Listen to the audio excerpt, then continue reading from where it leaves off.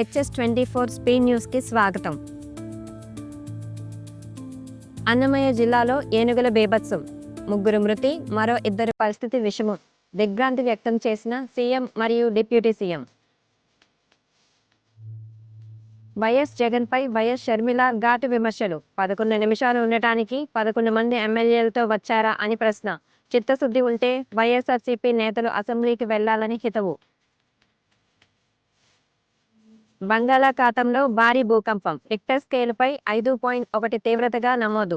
సముద్ర గర్భంలో 91 కిలోమీటర్ల లోతున భూకంపం సంభవించినట్లు ఎక్స్ నివేదిక ఎన్సీఎస్ పోస్ట్. ఉక్రెయిన్ నుంచి రష్యా వైదొలగాల్సిందే తీర్మానానికి యుఎన్ ఆమోదం. ఓటింగ్కు భారత్ దూరం. నేటి నుంచి తెలంగాణలో వైన్ షాపులు బంద్. గ్రాడ్యుయేట్ మరియు టీచర్ ఎమ్మెల్సీ ఎన్నికల సందర్భంగా నిర్ణయం. ఈ రోజు సాయంత్రం 4 గంటల నుండి 27వ తేదీ సాయంత్రం 4 గంటల వరకు వర్తింపు. మరిన్ని అప్డేట్స్ కోసం కీప్ వాచింగ్ HS24 న్యూస్.